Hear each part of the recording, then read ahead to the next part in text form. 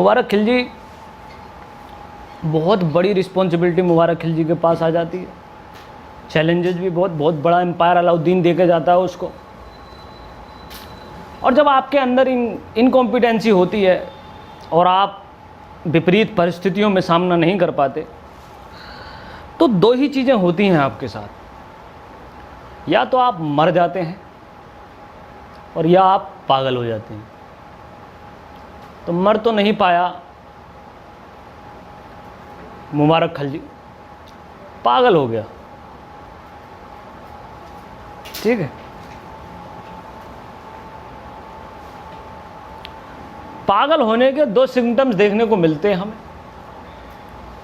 पहला सिम्टम मुबारक खिलजी के पागल होने का ये दिखता है, वो कहता है मैं ही खलीफा हूँ, आई एम द कैलिफ। चलो मान लेते हैं तुम ही खलीफा हो। फिर क्या काम करता है ये? दूसरा सिम्टम, कभी कभी इसके दिमाग में पता नहीं क्या फितूर आता था कि ये बिना कपड़ों के ही नंगे चले आते थे दरबार में।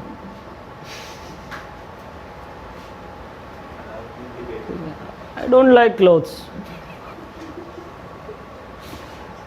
इससे पता चल गया दुनिया को, हाँ अरे ये आदमी पागल हो चुका।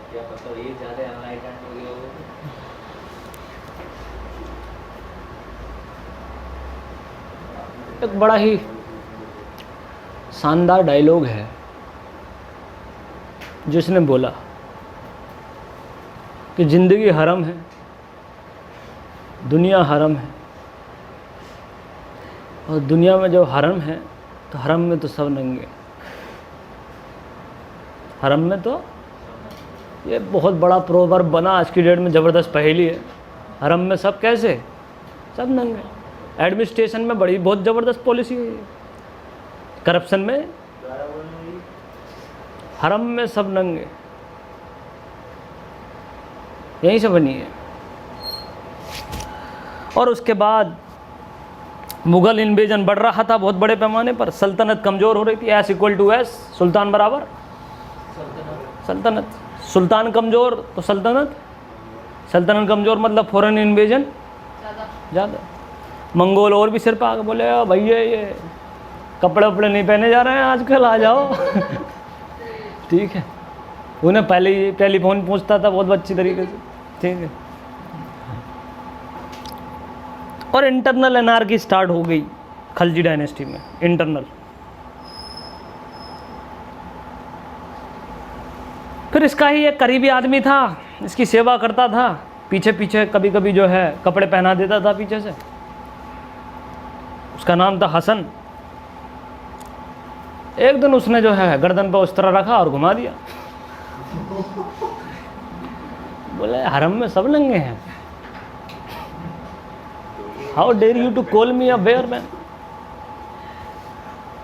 निपटा दिया। मुबारक खिलजी, मुबारक हो। अब हसन ने भी पूरी प्लानिंग कर रखी थी, सबकी अपनी बैकग्राउंड है, सबको राजा बनना है, बिल है सबके अंदर, पावर किसी किसी में आ जाती है। हसन में पावर आ गई, बिल पावर। अब हसन ने बोला कि भाई देखो हसन तो बहुत ही गरीब नाम लग रहा है, राजा जैसा नाम होना चाहिए अपने आप का। ठीक, जस्ट लाइक शाहरुख खान, सलमान खान, खान होना जरूरी है, खान। तो उन्होंने क्या काम किया, अपना नाम बदल लिया और नाम रखा उन्होंने अपना नसरुद्दीन महमूद। ये आया नाम, नसरुद्दीन महमूद।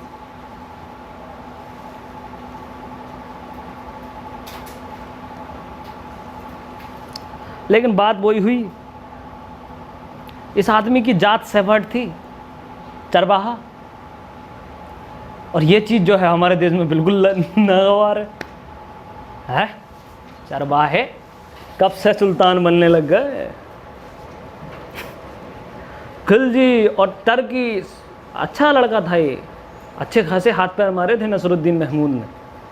अबे भाई कत्लेआम मचाया था उसने, कितनी बड़ी पोजीशन अपने आप ली थी। चीज़ों को ठीक करने की कोशिश भी कर रहा था नसरुद्दीन महमूद, लेकिन खलजियों को, टर्किस को जो है पसंद नहीं आ रहा था मामला। ये एक ही चीज़ पर अटक रहे थे वो बार बार, यार बात तो सही है लेकिन जात तुम्हारी अच्छी है नहीं। और जात के मामले में तो अच्छों का कॉन्फिडेंस लूज हो जाए। तो फर्स्ट क्वेश्चन आज भी इंटायर नेशन में फर्स्ट क्वेश्चन जो है यही पूछा जाता है, भैया IAS वाईएस तो हो, ठीक है, कौन जात हो? ये जो पर्टिकुलर फिनोमिना है ये नसरुद्दीन महमूद के सामने भी आ गया। बोले जात तो हमारी सेफर्ट है, कहने को हम दिल्ली के वो हिंदुस्तान के सुल्तान हैं, कौन सी जाति है? और ये चीज़ उसे पसंद नहीं आती है। किसको? खलजियों को, टर्क्स जितने भी थे। तो खलजी और टर्क्स जो है उसकी जो भी दरबार था उसमें जो है ना यूनाइट हो गए। बोला भाई ऐसा नहीं चलेगा काम, बिल्कुल भी नाम बदनाम हो रहा है और हमें कहीं जहन्नुम ना मिल जाए यार इसके चक्कर में, अनटचेबल आदमी है। और फिर उन लोगों ने एक बेहतरीन आदमी को तैयार किया, बहुत ही बेहतरीन आदमी, उन्हीं सब लोगों में से एक बेहतरीन आदमी को आगे कर दिया लीडर के तौर पर। बोले देखो भाई अब वक्त आ चुका है कि इस्लाम का झंडा और भी क्या करना चाहिए, बुलंद करना चाहिए। बोले ठीक। तो इसका एक बड़ा करीबी आदमी था जिसका नाम था, जो लीडर बना टर्क्स और खलजियों का यूनाइट करने में, गयासुद्दीन तुगलक। उसने किया था जबरदस्त सेनापति, कमांडर, मंगोलों को जो है अच्छी तरीके से जो है उसने धूल चटाई थी। और मंगोलों को हराकर जब वो आ रहा था पंजाब से लौट के हुजूम बजाते हुए, हुजूम समझते हो, भोंपू जो बजता है, ढोल बज रहे हैं एकदम। मंगोलों को हराना तो फैशन था उस टाइम का, मंगोलों को हरा दिया मतलब तुमने कुछ हराया है। तो ये लड़का भी आ रहा था एकदम गयासुद्दीन तुगलक, दौड़ते दौड़ते, और दौड़ते दौड़ते उसमें इतना जोश जुनून पैदा हो गया कि जाते ही उसने तलवार चलाई नसरुद्दीन की गर्दन में ला, बोला हट। मंगोलों के आक्रमण को हैंडल करने के बाद में गयासुद्दीन तुगलक ने नसरुद्दीन महमूद को निपटा दिया।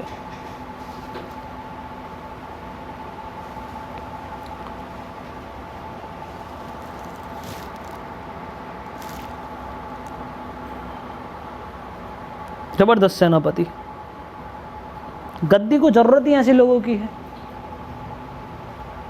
थलायवा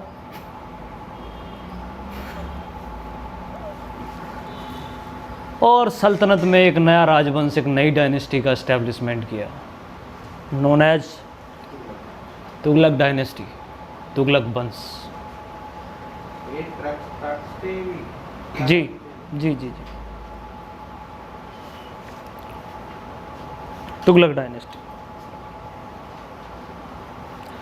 तो अभी तक हमने जो है 2 डायनेस्टी कंप्लीट कर ली।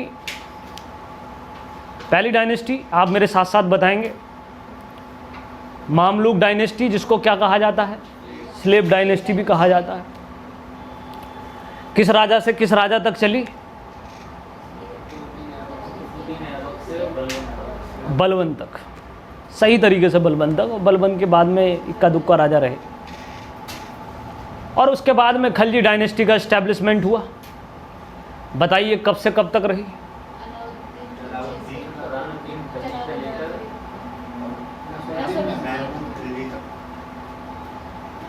ठीक है, नसरुद्दीन महमूद तक। और अब जो है तुगलक डायनेस्टी, तुगलक डायनेस्टी का पहला राजा है गयासुद्दीन तुगलक। क्या है?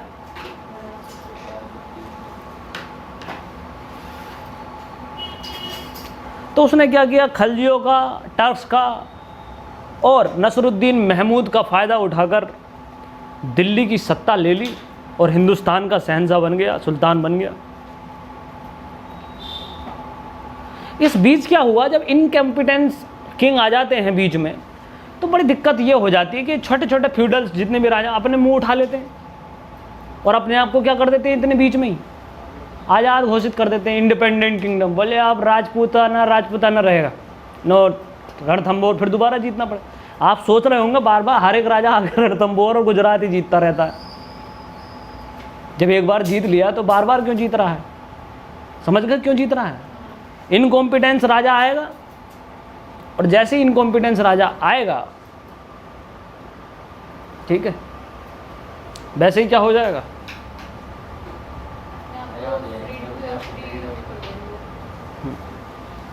ठीक है, इंडिपेंडेंट घोषित कर देते हैं। वही कहानी जो है गयासुद्दीन तुगलक के सामने हुई। इस बीच में छोटे छोटे स्टेट बने, और काबिल आदमी था ये, तो इसने फिर दोबारा अपने अभियान चालू किए, एक्सपीडिशन शुरू किए, और फिर एक्सपीडिशन के लिए अपनी तलवार उठाई और फिर ये बाहर निकला। मेहनत की, ऐसी बात नहीं है। राजा जितने भी अच्छे होते हैं वो घर बैठकर खाते नहीं हैं, बल्कि क्या करते हैं? अभियान करते हैं।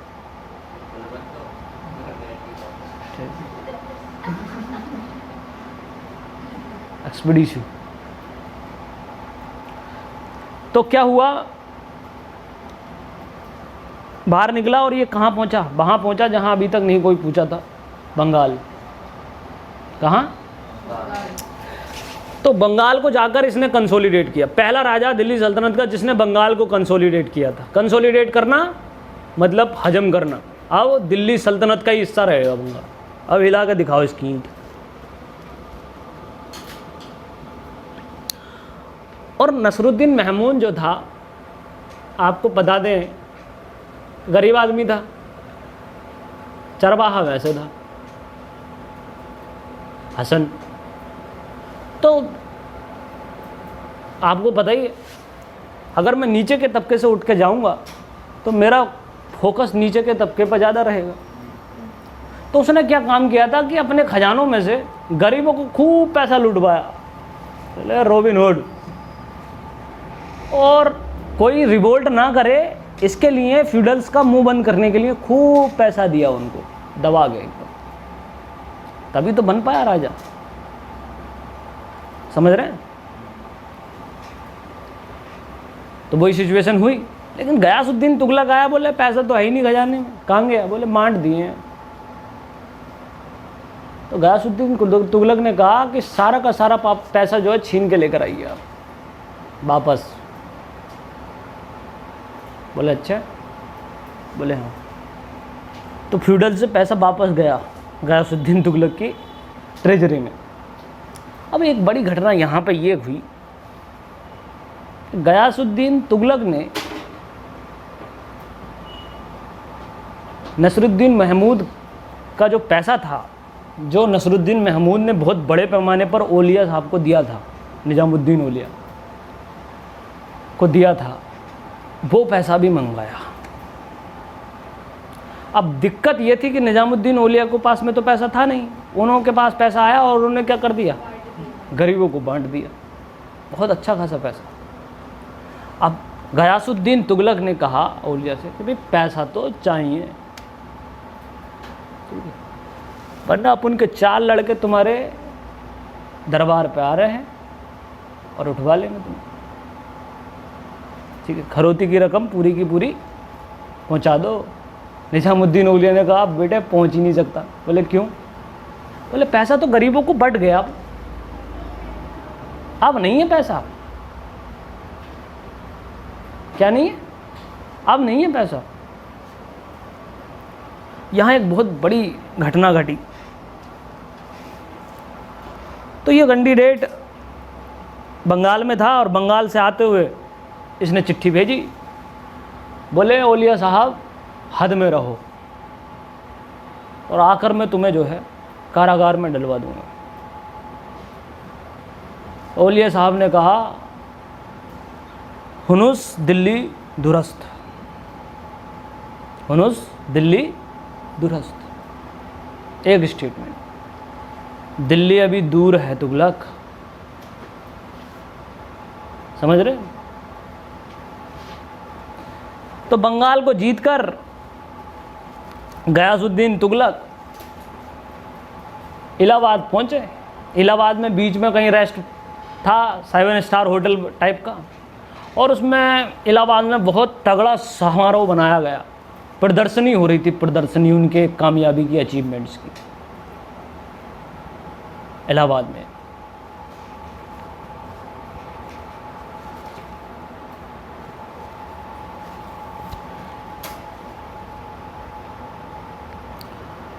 बहुत बड़ा टेंट लगाया गया, बहुत बड़ा, उसके वेलकम में। बोले ऐसा मोदी जी आ रहे हैं, बनारस को चमका दो। बिल्कुल वैसे ही जैसी तैयारी होती है आज की डेट में किसी भी बड़े मिनिस्टर या प्रधानमंत्री के आवागमन पर, वैसी ही तैयारी कुछ गयासुद्दीन तुगलक के टाइम पर हुई इलाहाबाद में।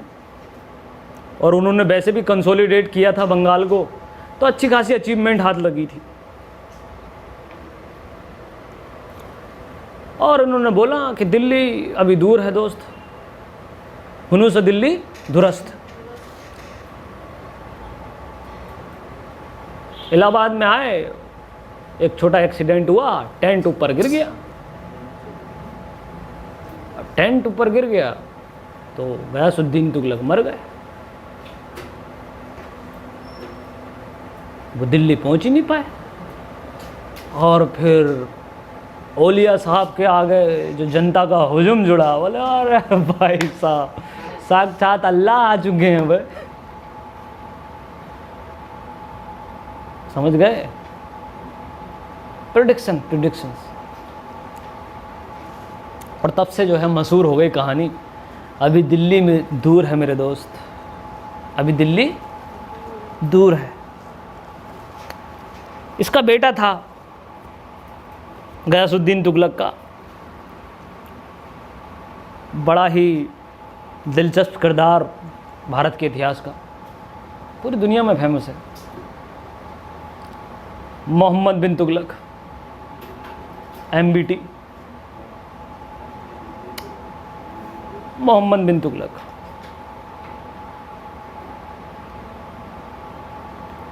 इसको दुर्भाग्यशाली शासक भी कहा गया, unfortunate इनफेट king, ruler, Mohammad bin Tughlaq.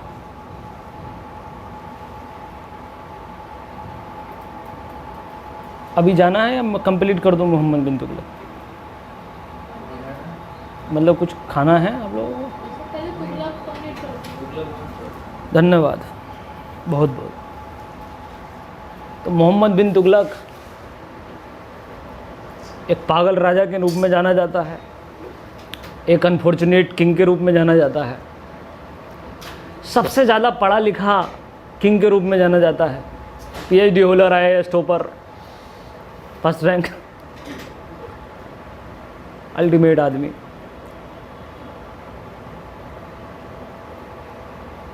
और बहुत ही कहते हैं इसका इंटेलेक्चुअल फूल था वो, एक शब्द है इसके लिए यूज किया गया, इंटेलेक्चुअल फूल।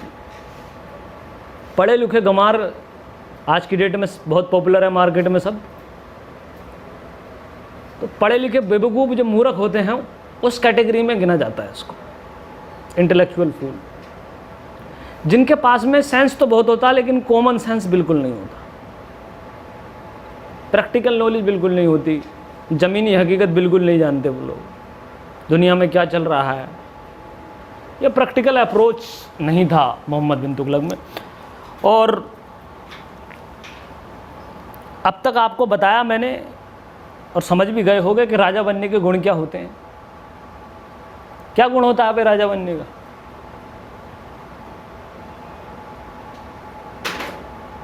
जनता को अपने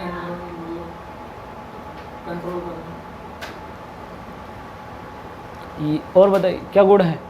राजा बनने के लिए ज्ञान की जरूरत नहीं है, जमीनी स्तर के ज्ञान की जरूरत है। क्या कहेंगे इसको? समझदारी। ठीक, यही तो बता रहा था मैं आपको अभी तक, राजाओं के लिए समझदारी की ज़रूरत है। बाद में बताऊंगा तुम्हें समझदारी कैसे गेन करते हैं, ठीक है।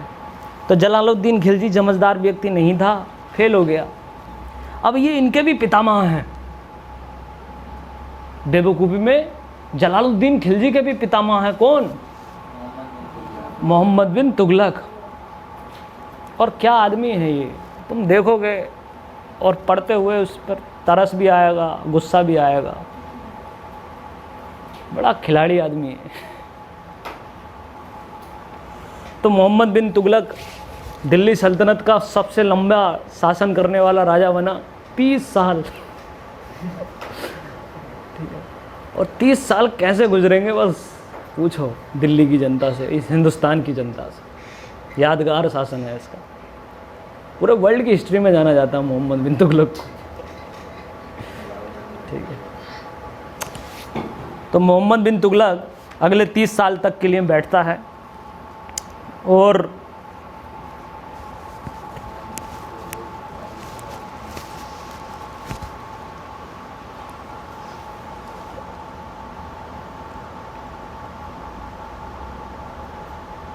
मोहम्मद बिन तुगलक ने जितना कुछ मामला जमाया था अलाउद्दीन खिलजी ने, बढ़िया कंसोलिडेट किया था, जितनी अचीवमेंट दिल्ली सल्तनत ने ली थी, इस आदमी ने सबको हिला हिला कर देखा।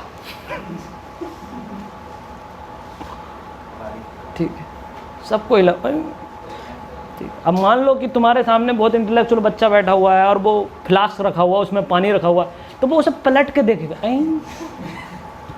कुछ इसी तरीके का व्यवहार मोहम्मद बिन तुगलक का था।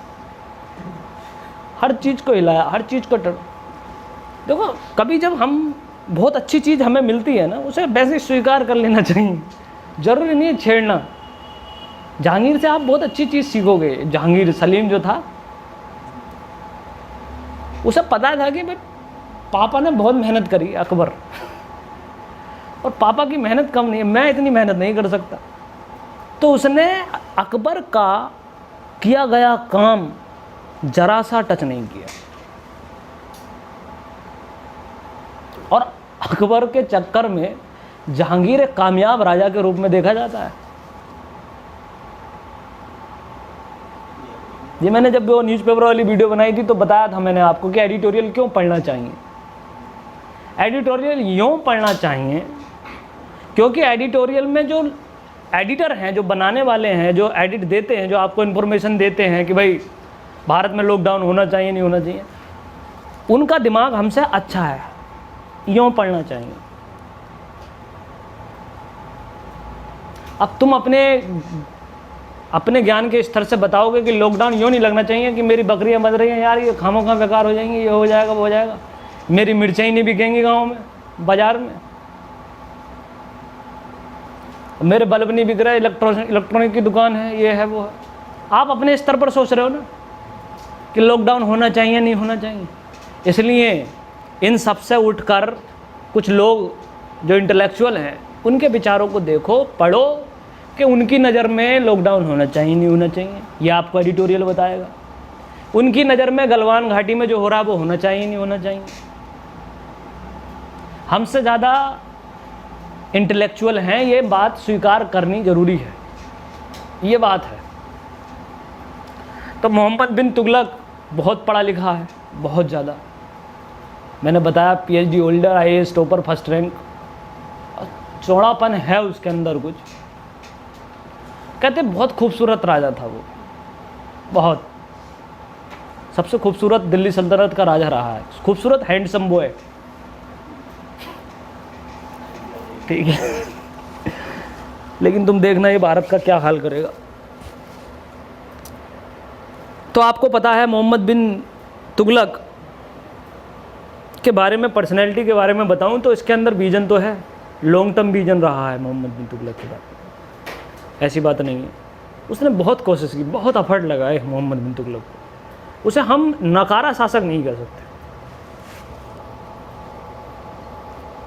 काम करना चाहा उसने, कामयाबी नहीं मिली अनफॉर्चुनेटली, इसलिए दुर्भाग्यपूर्ण शासक कहा गया। लेकिन जो एफर्ट्स मोहम्मद बिन तुगलक ने लगाए, जो कारनामे MBT ने किए हैं, that was the outstanding phenomena, outstanding. तो लॉन्ग टर्म विजनरी किंग के रूप में देखा जाता है इसको, लॉन्ग टर्म विजनरी। तो MBT के पास में बहुत शानदार विजन था, लॉन्ग टर्म विजन, और उसके लिए उसने एफर्ट्स भी लगाए, और उन एफर्ट्स में अनफॉर्चुनेटली उसको जो है फेल्यूर ही मिली। लेकिन एफर्ट फुल है, एफर्ट लेस नहीं है वो, ठीक है। एक तो बात ये आपको MBT के बारे में समझ, 4-5 काम हैं जो बहुत बदनाम हैं अलाउद्दीन मोहम्मद बिन तुगलक के। पहला काम तो इसने जो किया, जो सबको पता है, जो मैं वैसे ही पूछूंगा, इसने जो है ट्रांसफ़र कर दी अपनी कैपिटल। कहाँ से कहाँ भाई जी? दिल्ली से Daulatabad. Daulatabad is a city of Devagiri. Devagiri जो किंगडम था उसी का सिटी है दौलताबाद। तो दिल्ली से ट्रांसफ़र किया दौलताबाद को इसने, कैपिटल को। अब ये गया दौलताबाद, घूमने गया था ट्रिप पर, और इसे मौसम पसंद आ गया। क्या पसंद आ गया? मौसम। देखो, आप जब जाओगे, आप कभी महाराष्ट्र जाइए, गोवा जाइए, पुणे जाइए, आपका आने का मन नहीं करेगा। यूपी बिहार का आदमी तभी तो टिक जाता है इस एरिया में जाकर। रीजन माइल्ड रीजन सीजन है वहाँ पर, मॉइस्चर ऑप्टिमम टेम्परेचर रहता, गर्मी पड़ती नहीं, ना ही ज़्यादा सर्दी पड़ती है, ठीक है। और वेस्टर्न घाट की कभी कभी बारिश भी हो जाती है। पुणे आप जाओगे ना, आप पुणे बड़ा शानदार सिटी बन चुका है आज की डेट में, पुणे, मुंबई, पुणे। तो ये लड़का वहीं गया दौलताबाद में, और इसे वहाँ का क्या पसंद आ गया? मौसम। और एक चीज़ और भी है, इसके जहन में चल रहा था, पढ़ा लिखा आदमी था, बोले कि मुझसे ज़्यादा तो कोई जानता ही नहीं। तो इसने एक जहन और लगा, बोले बीच में चलना है, उधर से ये वाला हाथ रखेंगे। इसने अपना दिमाग चलाया। इसके दरबारी बोले, सरदार ऐसा मत कीजिए, आपको पता है दिल्ली हमारी कैपिटल क्यों है? क्वेश्चन पूछ लिया दरबारी ने राजा से। बोले हाँ। क्या बोला तू? बोले आपको पता है कि दिल्ली हमारी कैपिटल क्यों है? बोले इसे लटकाओ जरा पहले। How dare him.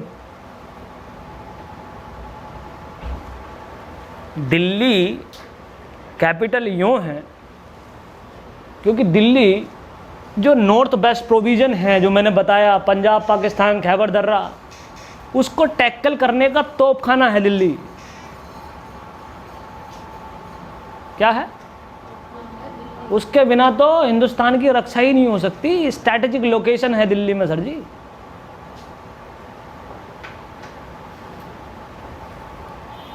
अब ये बात समझ में आई नहीं। दूसरे दरबारी ने कुछ पूछा ही नहीं। पहला दरबारी गया, उसे लटका दिया, और बड़ा ही क्या कह सकते हैं,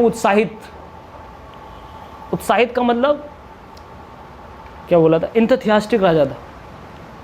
जो काम सोच लेता था वो उसे करके ही छोड़ता था। एक जिद सी सवार हो जाती थी उसके अंदर, और फिर उसके बीच में जो भी आए, फिर वो सुपरमेसी थी एक तरीके से उसके जहन में। तो अलाउद्दीन खिलजी ने, मोहम्मद बिन तुगलक ने अपनी दिल्ली से ट्रांसफ़र कर दिया। कहाँ? दौलताबाद। हालांकि दरबारियों ने उसे बताया, उसे रोका, लेकिन सुना नहीं उसने। ये बहुत बड़ी गलती रही उसकी।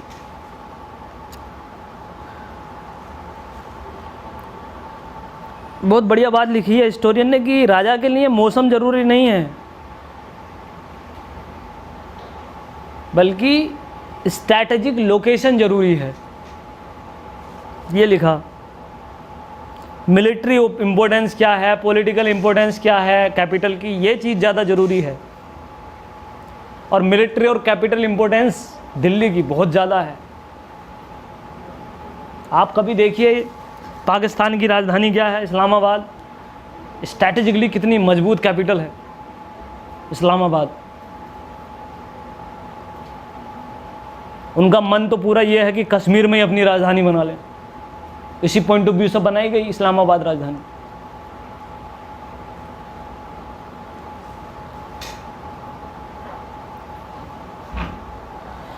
देखिए, जितने भी ग्रेट किंग हुए हैं कैपेबल किंग हुए हैं, रूलर्स हुए हैं, उनमें एक बात बहुत कॉमन है कि वो अपने एडवाइज़र की बात बहुत अच्छे से सुनते हैं। सभी जो उन्हें सलाह दी जाती है वो उसको मानते हैं और वो फिर उसके आगे क्या करते रहते हैं, बढ़ते रहते हैं। और इनकैपेबल या इनकॉम्पिटेंस राजाओं के अंदर ये बहुत बड़ी बात कॉमन है कि वो किसी की नहीं सुनते।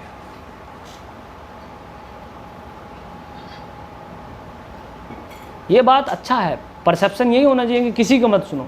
लेकिन ज़िंदगी में 2, 3, 4, क्या बोला मैंने, 2, 3, 4 लोग अपनी ज़िंदगी में ऐसे रखने ज़रूरी हैं जिनकी हम क्या करें, सुने। होना बहुत ज़्यादा ज़रूरी, उन्हीं की वजह से आप आगे निकलोगे, याद रखना इस बात को। तो मोहम्मद बिन तुगलक की एक सबसे बड़ी बुराई ये रही, उसने कैपिटल ट्रांसफ़र की और दरबारियों की बात नहीं सुनी, अपने एडवाइजर्स की बात नहीं सुनी, ठीक है। और नॉर्थ वेस्ट को वो जो है अच्छी तरीके से नहीं समझ पाया उसके इम्पोर्टेंस को, मोहम्मद बिन तुगलक। मोहम्मद बिन तुगलक के इस कैपिटल के इधर शिफ्ट होने से नुकसान बहुत हुआ मोहम्मद बिन तुगलक को, बहुत, लेकिन लॉन्ग टर्म फायदा बहुत हुआ हिंदुस्तान को। कोई बच्चा बता सकता है फायदा? क्लैप करवा दूंगा जो, फायदा बता दो बस कि दौलताबाद ट्रांसफ़र करने से हिंदुस्तान में क्या तब्दीली आई। बहुत बड़ी जो कनेक्शन था साउथ टू नॉर्थ का फ्लो, उस पर हमने एक जो बैरियर था वहाँ पर कैपिटल बन गई तो फ्लो आसानी से होता, ट्रेड का हो गया। One of the reason, point नहीं है ये बताया, ये का पॉइंट अच्छा है, लेकिन ये मेन कॉज नहीं है, मेन कॉन्सिक्वेंस नहीं है। कॉन्सिक्वेंस ये हुआ कि साउथ इंडिया में पहली बार इस्लाम वेल इस्टेब्लिश तरीके से गया, और जिसकी वजह से इस पर्टिकुलर किंगडम को शिफ्ट करने की वजह से कैपिटल को, यहाँ पर आगे चल के बहमनी साम्राज्य बनेगा। क्या बनेगा? वरना इस्लाम और इस्लामिक शक्ति कभी भी इस एरिया में पहुंच ही नहीं सकती थी।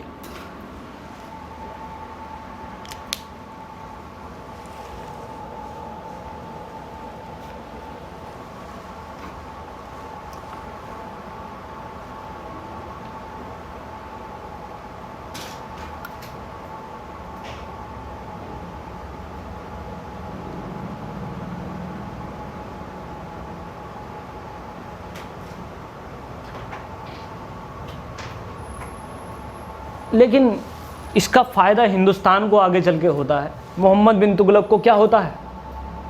नुकसान होता है। अब देखिए, मैं आपको एक बात बताता हूँ, मोहम्मद बिन तुगलक की पर्सनैलिटी को जज करने की बात बता रहा हूँ।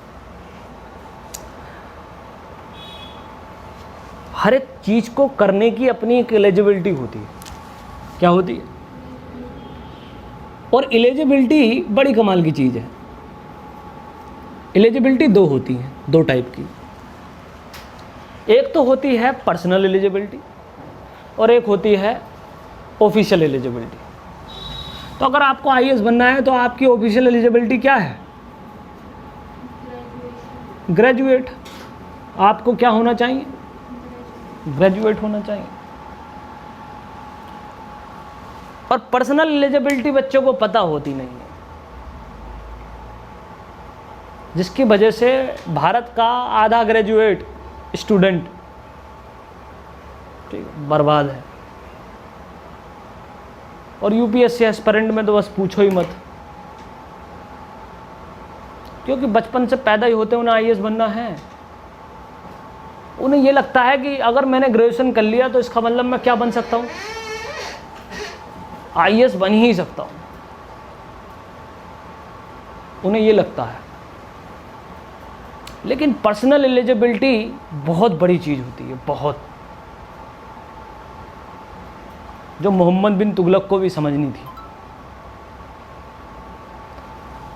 तो जब भी हम कोई इतना ऐसा है, अब देखो कुछ के अंदर जो होती है पर्सनल एलिजिबिलिटी इनबिल्ट होती है, बचपन से ही अपने सर्कमस्टांसेस की वजह से उसके अंदर वो पर्सनल एलिजिबिलिटी जनरेट हो गई, जस्ट लाइक अ टीना दावी। कुछ लोग उस पर्सनल एलिजिबिलिटी जिनके पास नहीं होती है उसको गेन करना चाहिए, उसको गेन करते हैं। 80% तो बच्चे ऐसे ही करते हैं, करना भी चाहिए। ऐसा नहीं कि दुनिया का कोई भी व्यक्ति या कोई स्पेशल वर्जन चाहिए आईएएस बनने के लिए, वर्जन कुछ नहीं चाहिए। या तो तुम्हारे पास में वो पर्सनल एलिजिबिलिटी होनी चाहिए, अगर नहीं है तो उसे जनरेट करना चाहिए, और दोनों में से कुछ नहीं है तो नहीं हो पाएगा।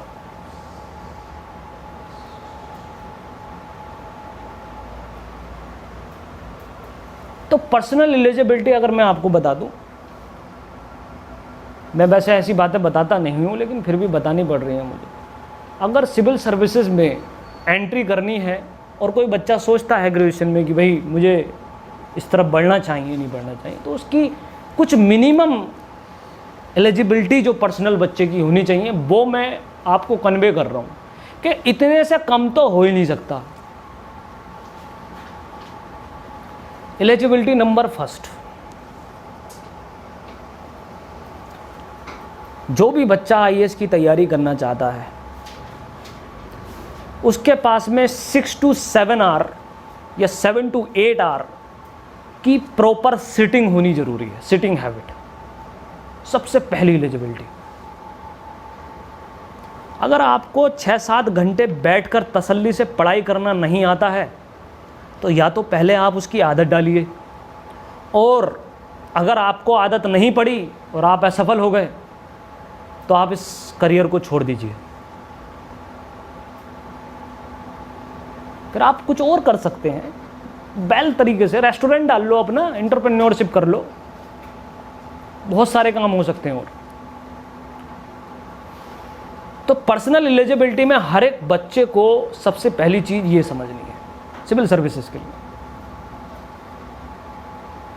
सिटिंग, कुछ बच्चों की बड़ी शानदार सिटिंग होती है, बड़ा फ़ायदा होता है सिटिंग का, बहुत। सिटिंग को जनरेट करने में मैं हेल्प करता हूँ। मेरे पास में जो बच्चे आते हैं, कभी कभार बच्चे सुनते नहीं हैं, जिनको करना होता है वो एक बार में ही सुन के मान जाते हैं कि सिटिंग कैसे गेन करनी है। दूसरी एलिजिबिलिटी,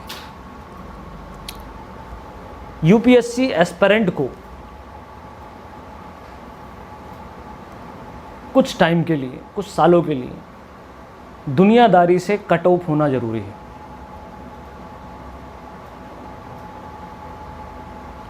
मौसी की लड़की आई है, उसकी एंगेजमेंट है, चाचा के लड़के का मुंडन है,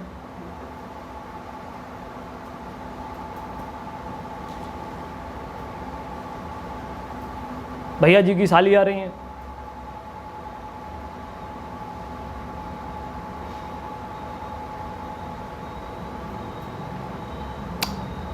हमारे शहर में जो है ये जो हनी सिंह का आगमन है, टिकट ले ली है मैंने।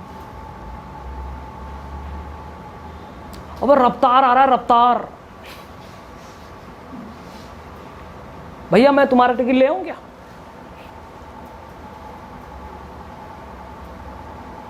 दुनियादारी।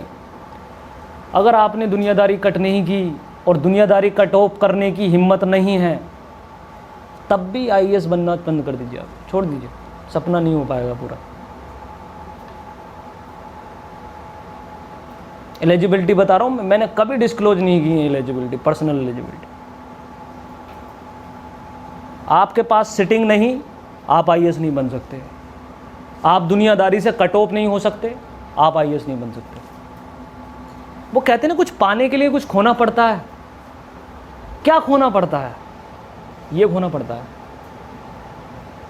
खोना ये पड़ता है कि जब हमारे उम्र के बच्चे पार्टीज करते हैं, पब जाते हैं शानदार तरीके से, तो हम उस टाइम लक्ष्मीकांत पढ़ रहे होते हैं और तुम्हें दर्द नहीं होना चाहिए। अगर दर्द होता तब भी नहीं बनोगे तुम।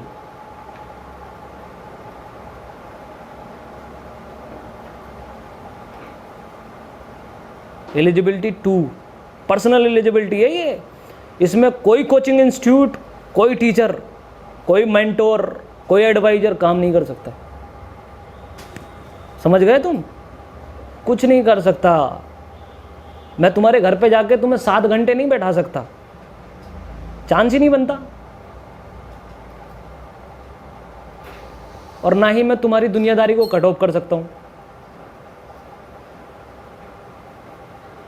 फोन आ गया, चले गए, मैसेज आ रहा बार बार, चल रहा है काम, cut off. Eligibility number 3, patience. क्या बोला? धैर्य। पेशेंस तो बहुत बड़ी चीज है।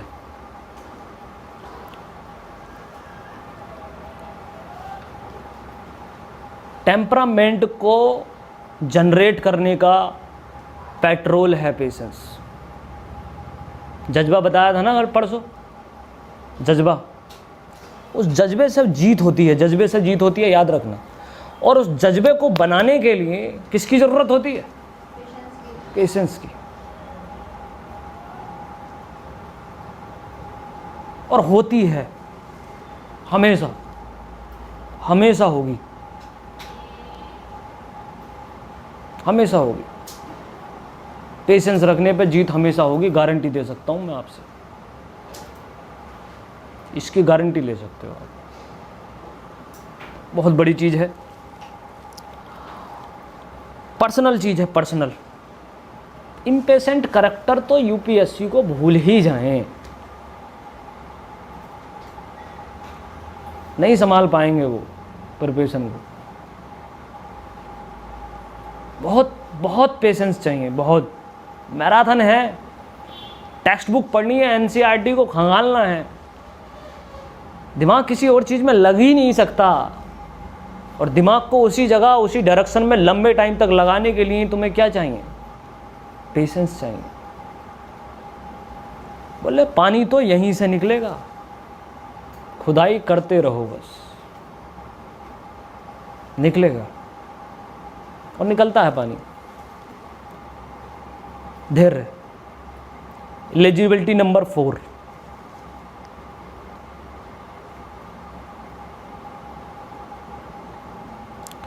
एलिजिबिलिटी नंबर 4 है, बहुत बड़ी एलिजिबिलिटी है, जिसके बिना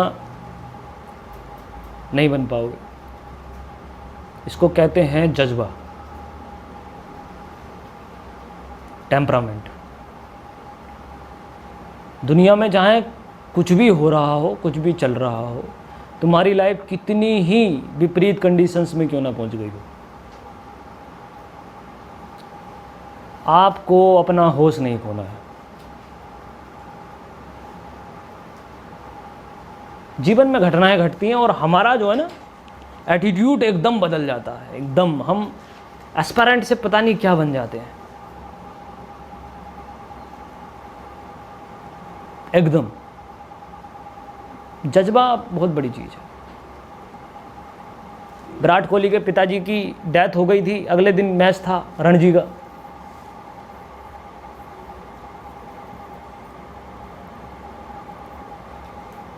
पिताजी की चिता में आग लगाकर उस बच्चे ने जो है मैच खेला और जीता, इसलिए वो विराट कोहली है आज captain of Indian cricket team. जज्बा। यहां पैर में चोट लग जाए, ठोकर लग गई थी भैया, आज आ नहीं पाएंगे हम।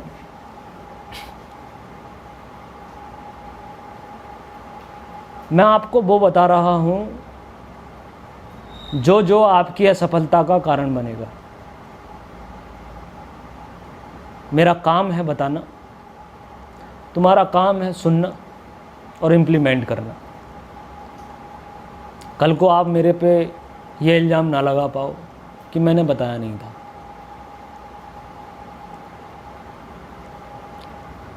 जज्बा किसी को समझ में ना आए, ये 4 बातें किसी को समझ में ना आए, दिक्कत हो,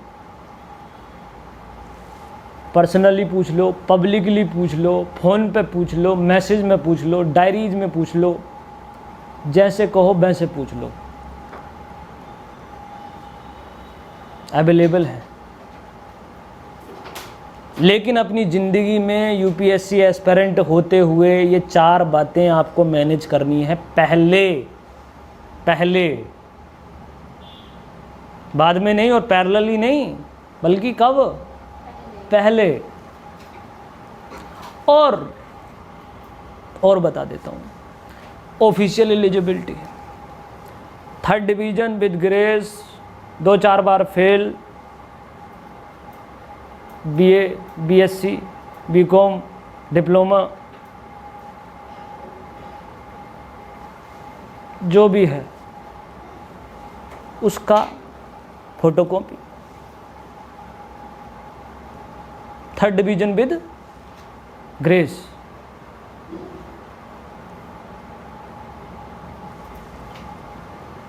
ये एफर्ट्स हैं, ये 2 पर्टिकुलर बातें, टोटल 5 बातें बता दी मैंने, और 5 बातें जो बताई हैं इसको फॉलो कर लो, कहानी बदल जाएगी। मोहम्मद बिन तुगलक अपनी पर्सनल एलिजिबिलिटी नहीं पहचान पाया, जैसा कि 90% एस्पिरेंट करते हैं। उसे लगा मैं पढ़ लिया, PhD हो गई मेरी, IITian हो गया मैं, भाषाएं तो सब जानता था वो, फारसी, टर्की, उर्दू, संस्कृत। डर लगता था लोगों को उससे, बोले यार बड़ा विद्वान राजा है, और बड़ी एक्सपेक्टेशंस थी मोहम्मद बिन तुगलक से लोगों की। बोले ये लड़का अगर IAS बन गया ना तो कुछ करके दिखाएगा। लड़का गया नोएडा, लड़की से हुई शादी उसकी, और 2-3 साल बाद ही जहर खा कर मर गया वो तो।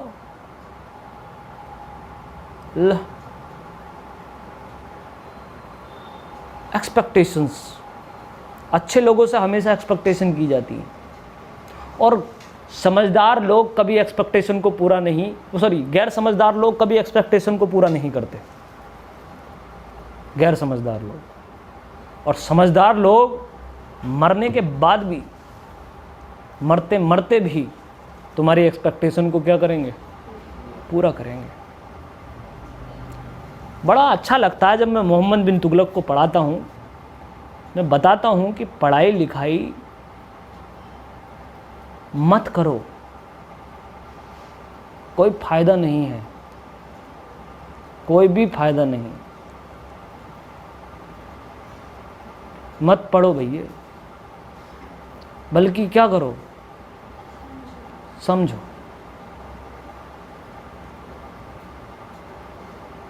जितने भी महान शासक अभी तक पढ़ाए हैं वो समझदार थे, पढ़े लिखे नहीं थे। IAS ने, UPSC ने जो ये मॉडल अपनाया है वो इसीलिए अपनाया है, 3rd डिवीज़न विद ग्रेस। हमें इंटेलेक्चुअल लोगों की ज़रूरत नहीं है, हमें समझदार लोगों की ज़रूरत है। किसकी? समझदार, जिन्होंने NCERT को पढ़ा हो तो ऐसे पढ़ा हो कि वो उसके आंसर जानते हो। इसमें कौन सी पढ़ाई लिखाई चाहिए? इंटेलिजेंस तो IIT में घुसा हुआ है। इसलिए समझो,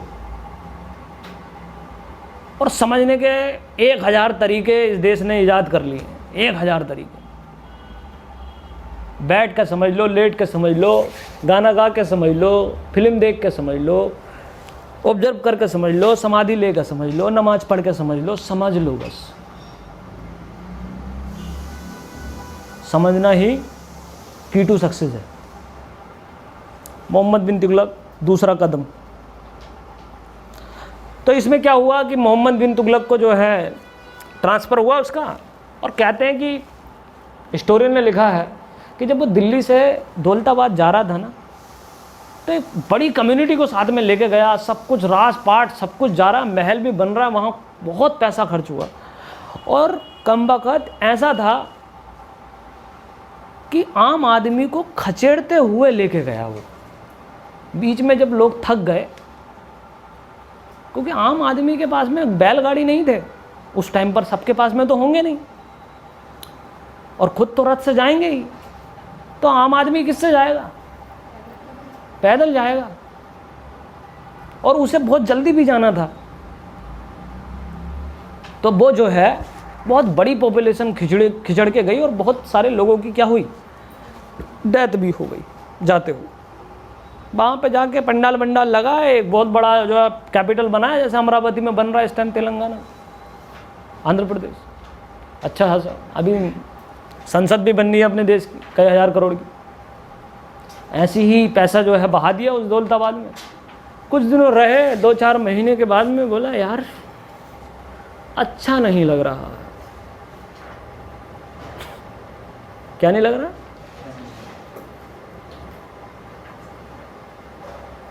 बोले चलो चल रहे हैं वापस। अब वापस चल रहे हैं, बड़ा गुस्सा आया दरबारियों को। बोले यार मना किया था तुमसे पहले ही, मन ही मन में कह रहे थे, सामने नहीं कह रहे थे। तो ये वापस गए, तो बची कुची कुछ और जनता थी, वो जाते जाते मर ली।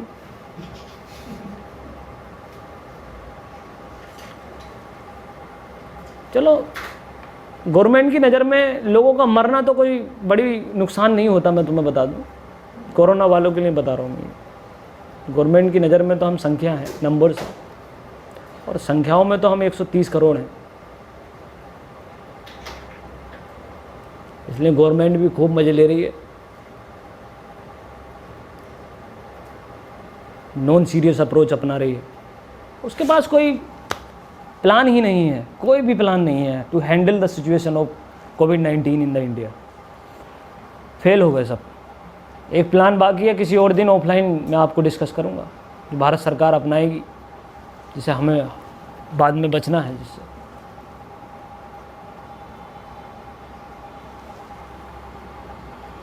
फेल हो गया मामला मोहम्मद बिन तुगलक का।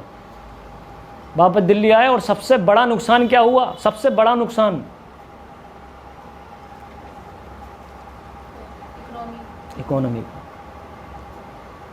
बहुत पैसा बहाया इसने, लड़के ने। चलो पहली गलती तो जो है ऊपर वाला भी माफ़ कर देता है। तो 4-5 लोग इकट्ठा होकर बस यही कह रहे थे, मोहम्मद बिन तुगलक की इस गलती को क्या कर दें, माफ़ कर दें। माफ़ कर दी जनता ने, बोला चलो छोड़ो। अब second step by MBT Mohammad bin Tughlaq, जो सेकंड स्टेप लिया गया वो था टोकन करेंसी। टोकन करेंसी एक सिंबॉलिक करेंसी है, बहुत बड़ा काम किया, बहुत लाजवाब काम है। भारत सरकार मॉडर्न हिस्ट्री का, वो मॉडर्नाइजेशन का एक इम्पोर्टेंट फैक्टर है।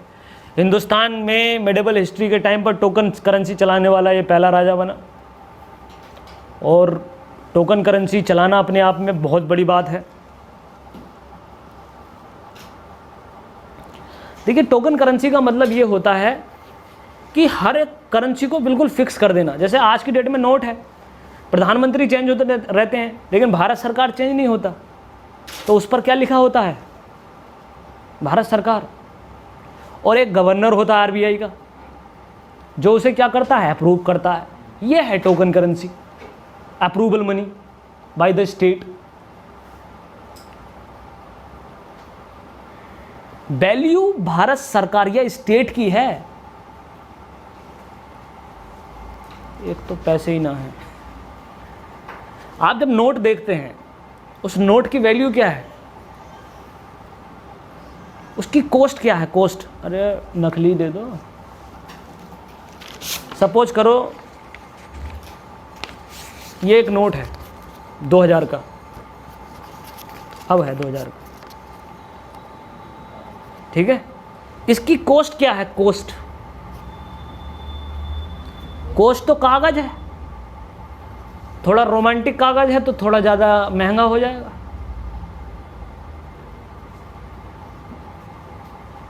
$2000 का नोट हो, 500 का नोट हो, 200 का नोट हो, 100 रुपये का नोट हो, कागज़ की जो लेंथ है वो लगभग बराबर सी है और कॉस्ट में ज़्यादा अंतर तो है नहीं। अब 200 रुपये के नोट की कॉस्ट और 2000 रुपये के नोट की कॉस्ट जो है वो ऑलमोस्ट बराबर ही है या नहीं है? ये बात समझ में आई या नहीं आई? ये मत लगा ना उसमें चांदी का तार पड़ा रहता है, सोने का तार पड़ा रहता है, कुछ नहीं है ऐसा। ऐसे पता नहीं बचपन में कितने नोट ख़राब किए थे मैंने 100 रुपये के, उसमें से तार निकाल लेता था मैं, और तार होता नहीं था, वो चांदी की पन्नी होती थी, इस पर लिखा रहता था भारत सरकार। ठीक है, गलत बात है। टोकन करेंसी का मतलब समझिए।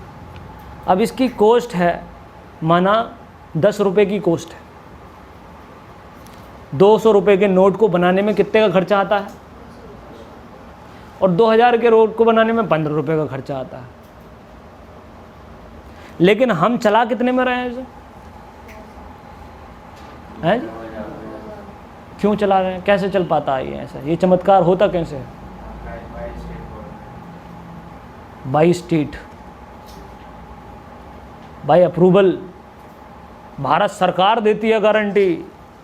इसीलिए तो इसे नोट कहा जाता है, क्योंकि ये लिखा हुआ एक अप्रूवल नोट है, लीगल मनी, लाइसेंस है साहब, ये टिकट है, ये टिकट। और क्या क्या नाम दूं मैं इसे? ये है टोकन करेंसी। इससे पहले की करेंसी कैसी थी? Cost based. 200 रुपये की चांदी बना दो, 200 रुपये की बन जाएगी वो। ये कैसी हो गई करेंसी? कॉस्ट बेस्ड करेंसी हो गई।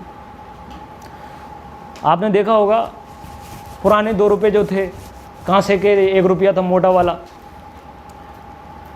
ये कभी कभी गड़बड़ा जाता मामला। पुराने 2 रुपये की कीमत टोकन करेंसी में 2 रुपये है, और उसकी धातु की कीमत 2.5 रुपये पहुँच गई, 3 रुपये पहुँच गई। लोग मजा के इकट्ठा करके उसे गलाने लग गए वो, और गला के उसे बेचने लग गए, उससे ज़्यादा पैसे मिलने लगे। अभी आप कांसे के बड़े बड़े रुपया देखिए आप, आज की डेट में जितना बड़ा 1 रुपया है और जिस तरह का 1 रुपया है, कभी चवन्नी चलती थी उतनी, 4 आने बोलते हैं चवन्नी को, बस 25 पैसे। टोकन करेंसी समझ में आई? टोकन करेंसी स्टार्ट की भाई ने, और टोकन करेंसी स्टार्ट करने के बाद में इसने एक बहुत बड़ी गलती ये की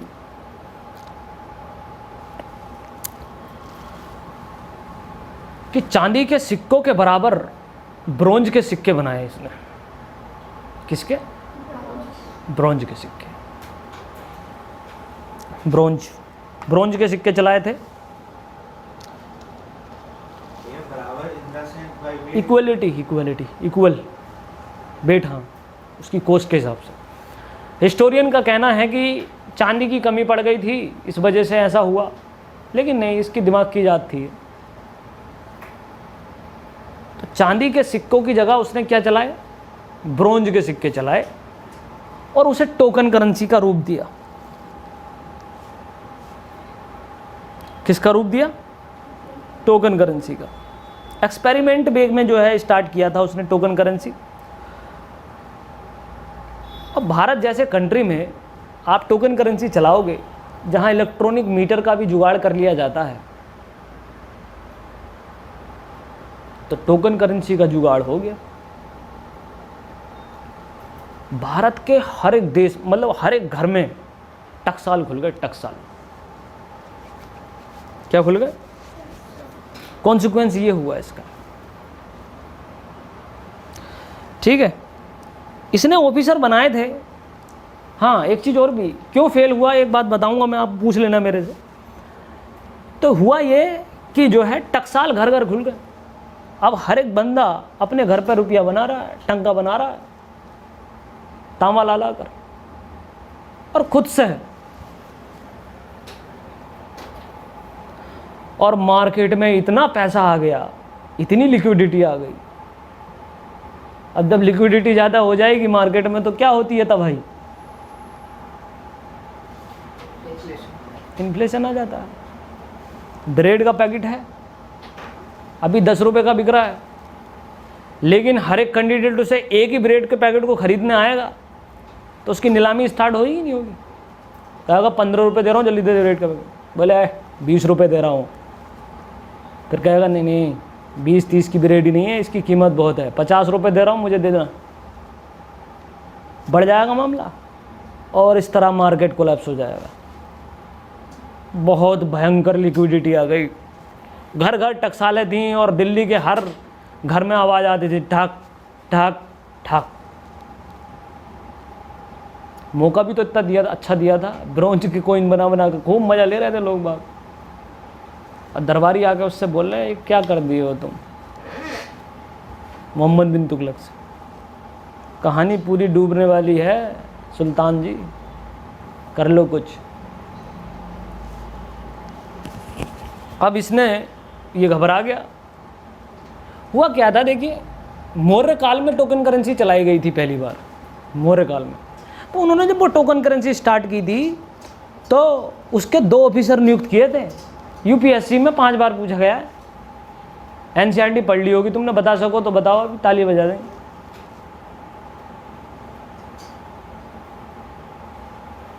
मौर्य पीरियड में टकसाल से रिलेटेड ऑफिसर का नाम बता दो। नहीं पता तो सुन लो फिर। एक तो था लक्षणाध्यक्ष। लक्षणाध्यक्ष जो था वो करेंसी मिंटिंग का ऑफिसर था। करेंसी मिंटिंग मतलब टकसाल, सिक्कों की टकसाल जो होती है उसको करेंसी मिंटिंग कहते हैं, MINTING। और एक था रूप दर्शक, करेंसी को चेक करने वाला असली है या नकली है। और नकली जो करेंसी निकली फिर तो बहुत अच्छे से डंडा बजाता था, कैद खाने में डालता था। रूप दर्शक। अब हुआ क्या, मोहम्मद बिन तुगलक ने ऐसा कोई भी ऑफिसर नियुक्त नहीं किया, तो कहानी बहुत बिगड़ गई। तो इस मूर्ख ने क्या काम किया, फिर से एक कहानी और बिगाड़ी इसने। बोले ऐसा है, जिनके पास भी टंका है ये बना हुआ ब्रोंज का, वो सब हमारे दरबार में लेकर आए, उसके बदले में चांदी का उतना ही रुपया लेकर चले जाएं। ठीक है। अब वहाँ पे बैठे दरबार के, ओ भाई साहब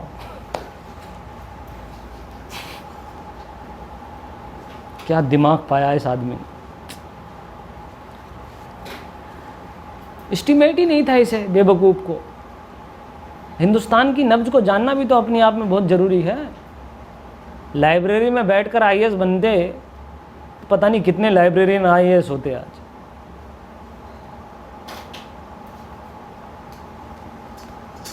तो दरबार में जो है लोग बाग आने चालू हो गए। और कहा जाता है कि दिल्ली के दरबार में इसके घर आंगन और पूरे महल में इतना सिक्का जमा हो गया कि भाई कदम रखने को वो नहीं था। और सारा का सारा चांदी का टकसाल जो रॉयल ऑफिशियल स्टेट का गवर्नमेंट की ट्रेजरी थी वो क्या हो गई, खाली। क्या हो गई, खाली। मोस्ट एलिजिबल इंटेलिजेंट आदमी की हरकतें देख लो आप। ये होता पढ़ने का नतीजा। और पढ़ो, token currency have failed in the MBT, in the period of MBT। Token currency fail हो गई।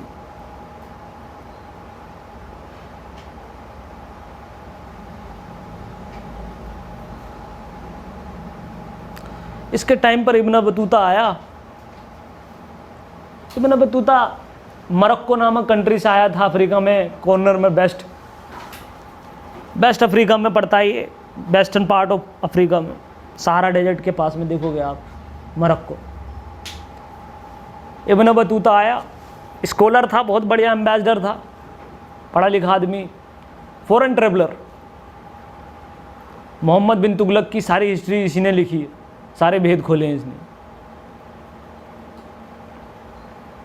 उसने बोला ये सारे खजाने खाली कर बैठा है ये MBT। और जब भी देखो आपकी सल्तनत कमज़ोर होगी तो विशाखा चोरी चकारी बढ़ेगी या फिर कम होगी। हाँ जी, बढ़ेगी। थोड़ा जल्दी आंसर दे देंगे, बढ़ेगी। तो क्राइम बढ़ गया, खुद ही बना बतूता को पकड़ लिया था चोरों ने, उसका सामान लूट लिया था, फिर लिखा उन्होंने दबा के हिंदुस्तान के चोर के बारे में।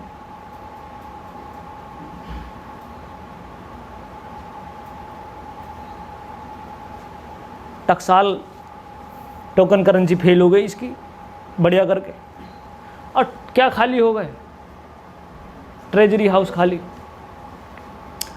अब जब ट्रेजरी हाउस खाली हो जाएगा तो अब उसको भरने के लिए फिर दिमाग चलाएगा।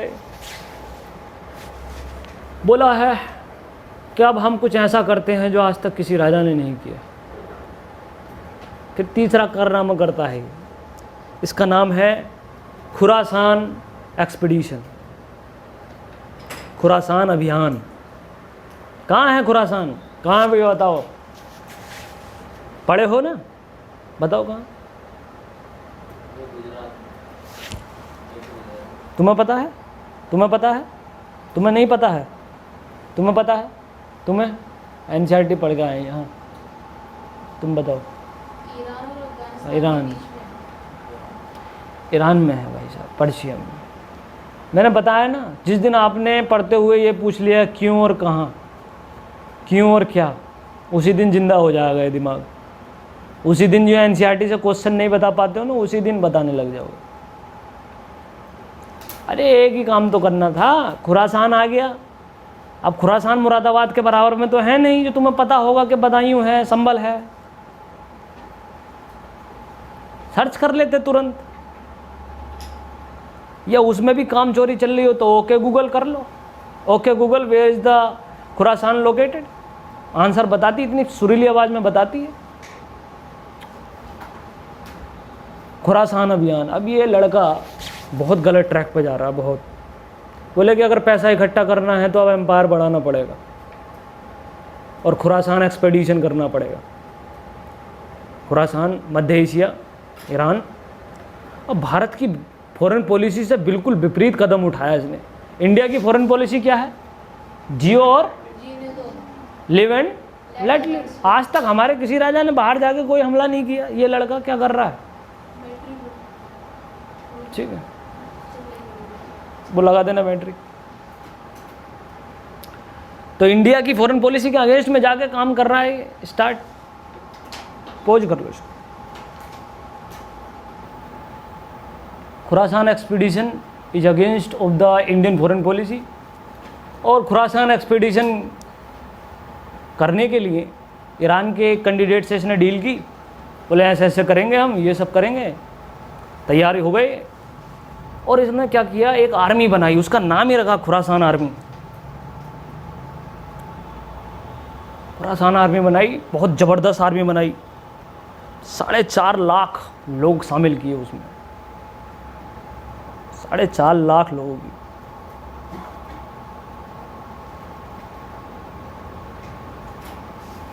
और इन 4.5 लाख आदमियों को 2 साल पहले ही एडवांस में सैलरी दे दी। कलाकार आदमी, 2 साल पहले ही 4.5 लाख लोगों को, आर्मी को 2 साल पहले ही बोले खूब अच्छे से अंडे वंडे खाना, परेड बरेड करना और खुरासान जीतना है हमें। अलग दिमाग चल रहा था, लाइब्रेरी वाला दिमाग था ये। अब 2 साल पहले ही सैलरी दे दी। और जैसे ही खुरासान का टाइम आया, ईरान वाला लड़का पीछे हाथ करके बोले मैं तुम्हारे साथ नहीं हूं बिल्कुल, कतई भी। तो जो किंग था ईरान का, उसने ट्रीटी या एग्रीमेंट तोड़ दिया और खुरासान आर्मी ऐसी ही क्या हो गई, रखी रह गई। सारा पैसा क्या हो गया, बर्बाद हो गया।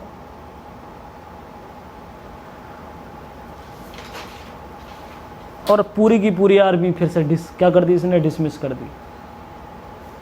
अब लोगों को लगा कि भाई लोग, इसने पहली गलती की वो बात ठीक थी, दूसरी की थोड़ा डाउट हुआ, अब ये खुरासान आर्मी वाली जो गलती इस महमूद मोहम्मद बिन तुगलक ने की है, ये बात प्रूव करती है कि ये आदमी पागल है।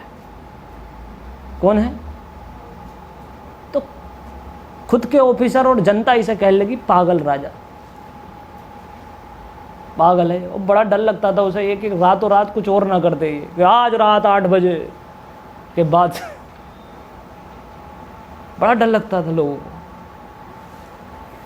जब मैंने डिमोनेटाइजेशन के बारे में ये अनाउंसमेंट सुनी तो मुझे मोहम्मद बिन तुगलक की याद आई थी। मैं झूठ नहीं बोल रहा, मैं सच बता रहा हूँ। अगर हाँ ऐसा ही था, मोहम्मद बिन तुगलक का दौर भी एक्सपेरिमेंटल दौर था।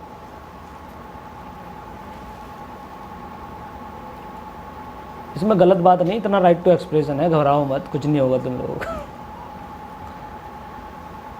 तो मोहम्मद बिन तुगलक को तीसरे अभियान के फेल हो जाने के बाद में उपाधि दी जनता ने, किसकी? पागल की। ठीक है, समझदारी नहीं है इसकी बिल्कुल भी। समझदारी अलग चीज़ है, पढ़ना लिखना एक अलग चीज़ है। एक एग्जाम्पल दे देता हूँ मैं आपको समझदारी का। जैसे समझदार लोग थे कबीर, पढ़े लिखे नहीं थे, अनपढ़ थे, और उन्होंने पंडित विद्याधर को हरा दिया था। शंकराचार्य थे वो भारत के। और समझदार थे विवेकानंद के गुरु का नाम क्या है? क्या नाम है विवेकानंद के गुरु का नाम? करवाओ और वीडियो में अपनी इंसल्ट बताओ भाई, पीछे देख लो पब्लिक, ये 3-4 लोग हैं, इन्हें बिल्कुल नहीं आता। हाँ, ते उंगली उस पर जा रही थी, तुमने आंसर दे दिया। रामकृष्ण परमहंस। बोली तुम्हारा क्या है? तुम जो है, तुम्हें पता कि ये तो मुझसे आता है तो मैं दे ही देता हूँ आंसर। रामकृष्ण क्या है? परमहंस। तो रामकृष्ण परमहंस ने केशव चंद्र सेन को हराया था वार्तालाप में, डिस्कशन में। समझदारी हमेशा जीतती है और लाइब्रेरी हमेशा हार जाती है, याद रखना इस बात। और फिर चौथा काम हुआ इसके द्वारा। अब 3 असफलताएं इसे हाथ लग चुकी हैं, तीनों अटैम्प्ट में फेल हो गए हैं ये। ठीक है, चौथा अटैम्प्ट बचा हुआ है इसका, 4th अटैम्प्ट। अब पैसा कहीं से नहीं रहा इसके पास में, तो एक ही चीज़ बची, एग्रीकल्चर। तो इसने एग्रीकल्चर टैक्सेशन बढ़ा दिया। बोले अब कुछ नहीं हो सकता तो कम से कम एग्रीकल्चर टैक्सेशन ही बढ़ा दो। अब इसने एग्रीकल्चर टैक्सेशन बढ़ाया, और उस क्षेत्र का तो सबसे ज़्यादा बढ़ाया यूपी बिहार वाला दोआब क्षेत्र, गंगा यमुना का दोआब क्षेत्र का। बोले इन लोगों से ज़्यादा लेना, इनका जो है फर्टिलिटी लैंड बहुत ज़्यादा है और उर्वरक मिट्टी वगैरह बहुत यूज करते हैं, और ये जो मिट्टी है यहाँ की बहुत फर्टाइल है। ठीक है, यूपी बिहार की फर्टाइल लैंड का नाम क्या है? Alluvial soil. क्या बोलते हैं हिंदी में? जलोढ़ मिट्टी है। तो भैया दोआब क्षेत्र से ज़्यादा ले ले टैक्स वगैरह। और यूपी बिहार के लोगों में बड़ी अच्छी बात यह है कि नहीं बोलते तो नहीं बोलते, और जब ये बोलने लग जाएं तो सीधे विकास दुबे बनते हैं ये लोग। इन्हें पता है, इन्हें ज़रूरत ही नहीं लीगल कट्टे की। बहुत ही बड़े पैमाने पर रिवोल्ट हुए, विद्रोह, जनता में आक्रोश पैदा हो गया। किसानों के खिलाफ सरकार है ये, उत्तर प्रदेश सरकार, भारत सरकार, इस तरीके की बातें होने लगी।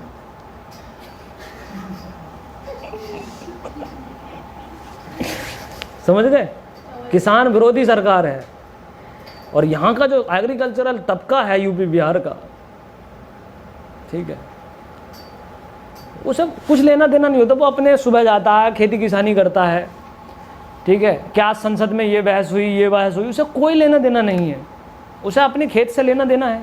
अब तुम उसमें भी बहुत बड़ी तरीके से जो है इंटरफेयर कर रहे हो कि नहीं नहीं 80% तुम हमें दोगे, 20% तुम रखोगे, ठीक है। बोले मार दो हमें, और क्या करोगे? टैक्सेशन इंक्रीज कर दिया बहुत बड़े पैमाने पर। और इसने एक डिपार्टमेंट बनाया जिसका नाम था एग्जामिनेशन पॉइंट ऑफ व्यू से मोस्ट इम्पोर्टेंट चीज़, दीवान आमिर कोही। दीवान आमिर कोही ये कृषि में, एग्रीकल्चर में रिसर्च एंड डेवलपमेंट का काम करने वाला डिपार्टमेंट था जी।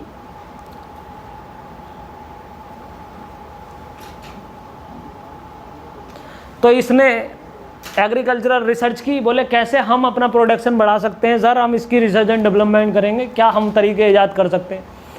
ठीक है। और जब पता है ना तुम्हारा राजा निकम्मा बैठा हो तो तुम भी पूरा एकदम चौड़े में होकर बैठते हो। डिपार्टमेंट में ऑफिसर नियुक्त किया गया रिसर्च एंड डेवलपमेंट के नाम पर, बस कुछ नहीं चल रहे थे, ताश चल रहे थे। ठीक है। और उनके मोटे मोटे पेट हो गए एकदम। बोला कुछ हुआ या नहीं हुआ, कोई तरीका निकाला नहीं। बोला तरीका कुछ नहीं है, डायरेक्टली आप इनका टैक्स बढ़ा दीजिए, यही तरीका है। तो एग्रीकल्चरल टैक्स बढ़ा दिया।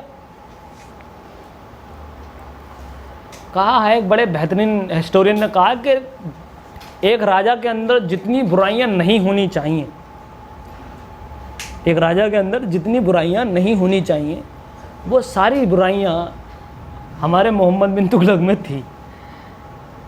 ठीक है, सारी बुराइयां। ठीक है। अब इसने एग्रीकल्चर टैक्सेशन बढ़ाया और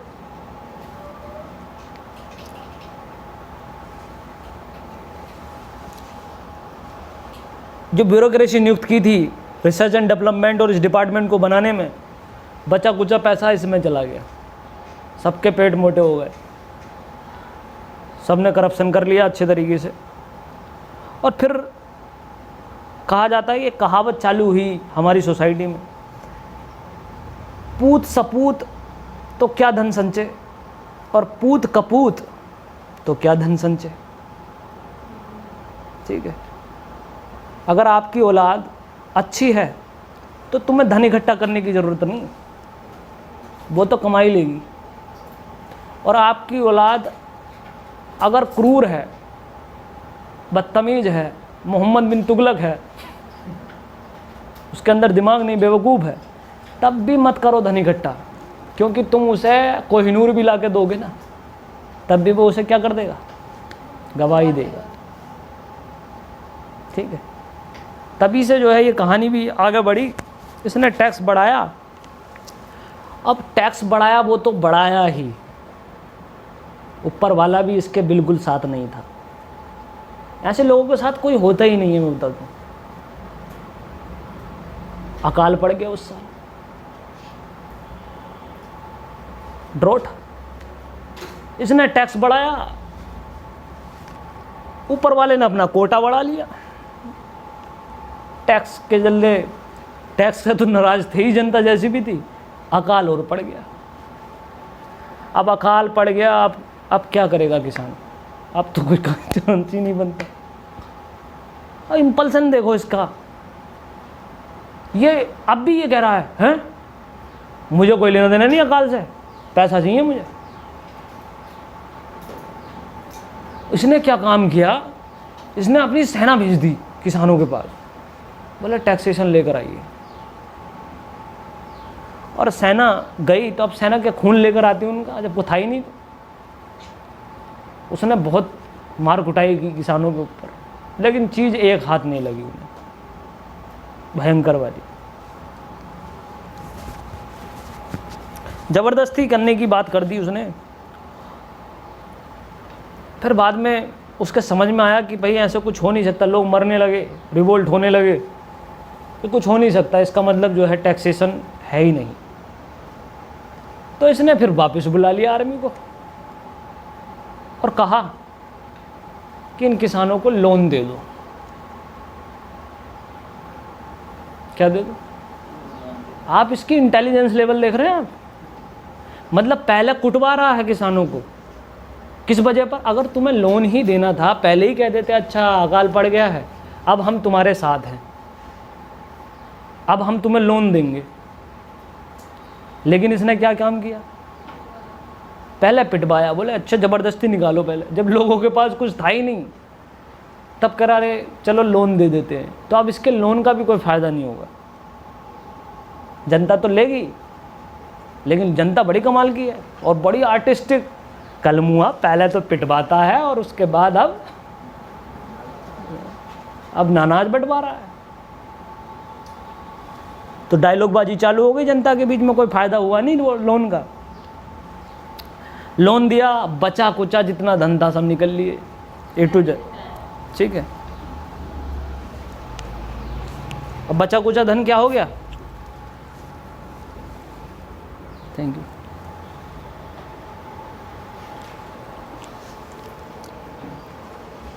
इसका नाम था सोनभर लोन।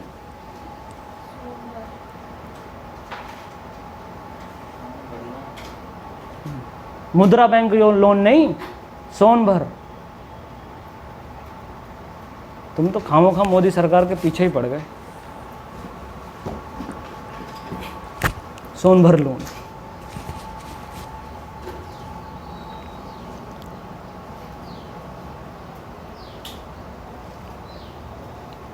इस तरह से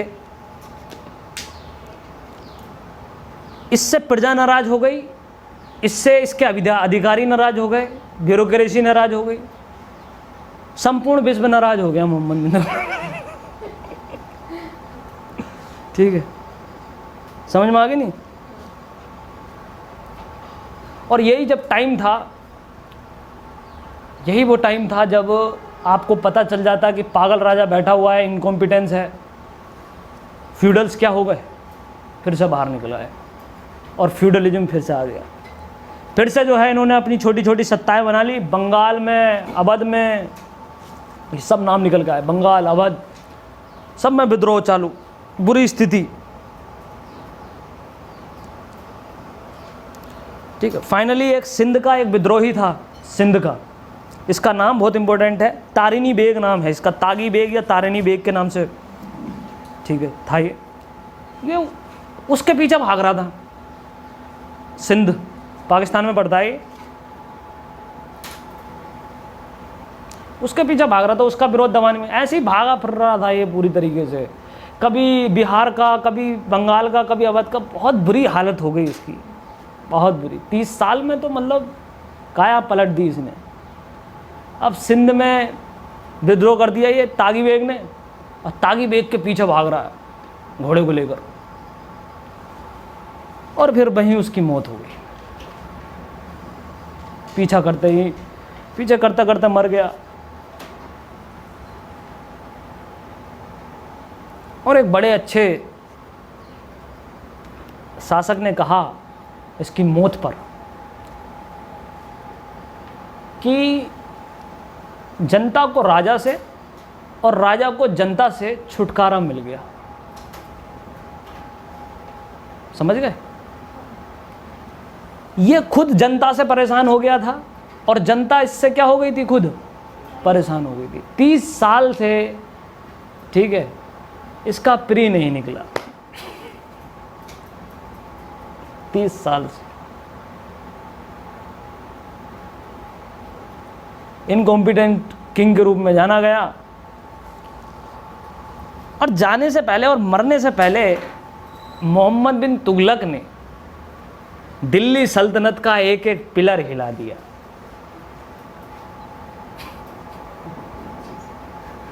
ठीक है, एक एक पिलर, एक एक ईंट हिला दी उसने। बहुत बुरी स्थिति हो गई दिल्ली सल्तनत की। अभी बता देता हूं मैं तुमसे। FST फिरोज शाह तुगलक, चारों तरफ अंधेरा है, डार्कनेस।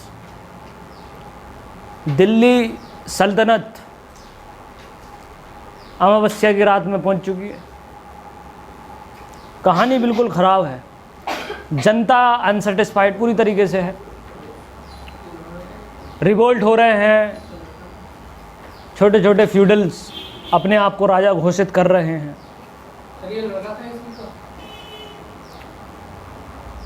और वो काफ़ी चीज़ों को ऑब्जर्व करते हुए आगे बढ़ता है फिरोज शाह तुगलक, FST।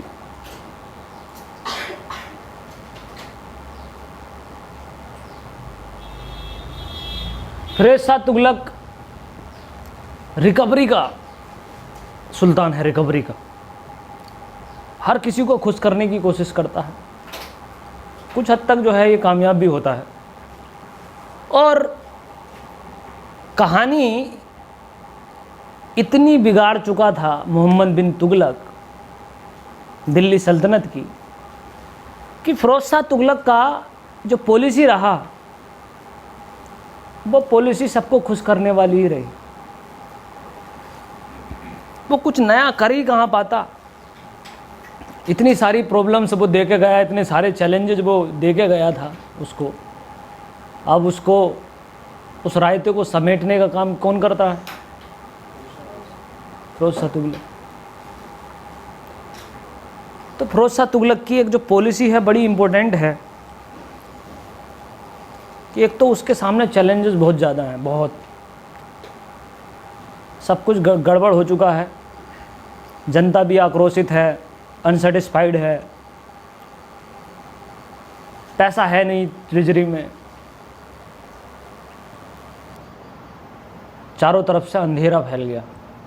कहाँ? दिल्ली सल्तनत में। तो एफएसटी क्या करता है? पॉलिसी अपनाता है अपीचमेंट की, तुष्टिकरण की नीति होती है। फॉरेन रिलेशन में बताई थी आप लोग, द पॉलिसी ऑफ अपीजमेंट। हाँ भाई मिस्टर रचित,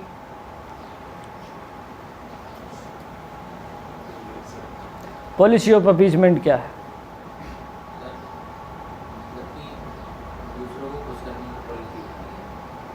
दूसरों को खुद करने की पॉलिसी, बहुत बढ़िया। दूसरों को संतुष्ट करने की कोशिश, सही है। देखिए अपीजमेंट पॉलिसी बहुत बड़ी पॉलिसी है और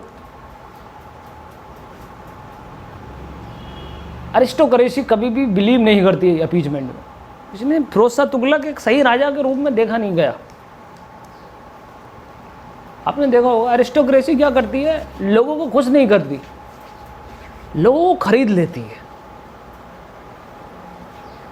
गाल पे एक थप्पड़ मार दिया और 100 रुपये जेब में रख दिया, निकल ले। अब that is known as aristocracy.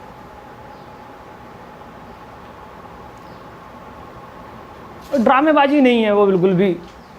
बोले कि तुम्हारे लिए चांद तारे तोड़े कर लाएंगे, वो लेकर आएंगे, वो कुछ नहीं।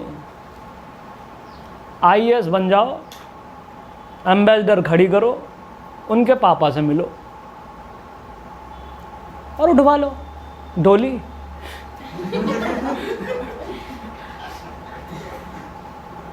वैलिडेशन के साथ, गारंटी के साथ में आपको मिल जाएगा। एरिस्टोक्रेसी इस चीज़ में विश्वास करती है। अपीचमेंट पपीचमेंट तो ये गरीब लोगों के खेल है।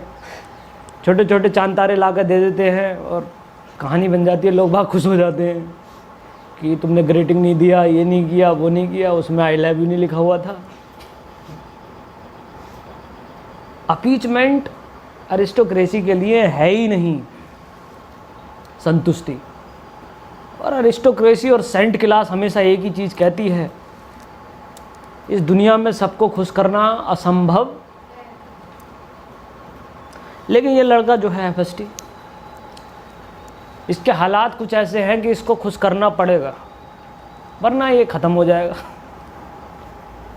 ये भी अच्छा खेल के गया। इसे पता छप्पर करने वाला है, पिलर हिला के जा चुके हैं अब्बा जान। तो इसने क्या काम किया, अपनी लकड़ी लगा दी वहाँ पर बस। और लकड़ी लगा के इसने कोई अच्छा फाउंडेशन किया नहीं, लकड़ी लगा के छोड़ दी। बोले अब उनकी रात कट जाए बस, दैट्स इट। एफएसटी यही करता है, हर किसी को खुश करने की कोशिश करता है और 70-80% तक कामयाब रहता है ये खुश करने में। बढ़िया बात ये रही। कमबैक तो नहीं कह सकते, दिल्ली सल्तनत का कमबैक तो अभी नहीं होगा, मैं बता दूं, लेकिन हाँ कोशिश करता है। तो फिरोज शाह तुगलक की पॉलिसी थी अपीचमेंट की policy,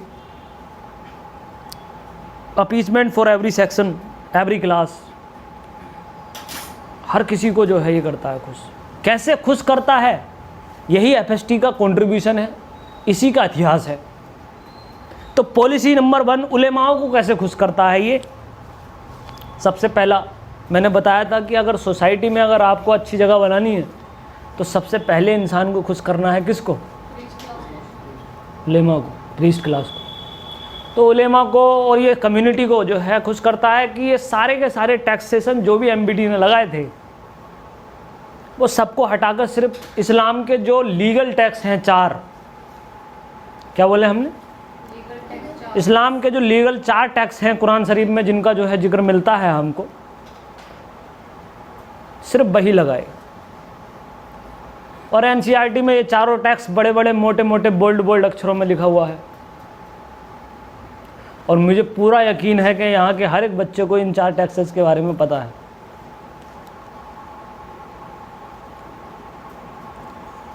raise your right hand for the right answer.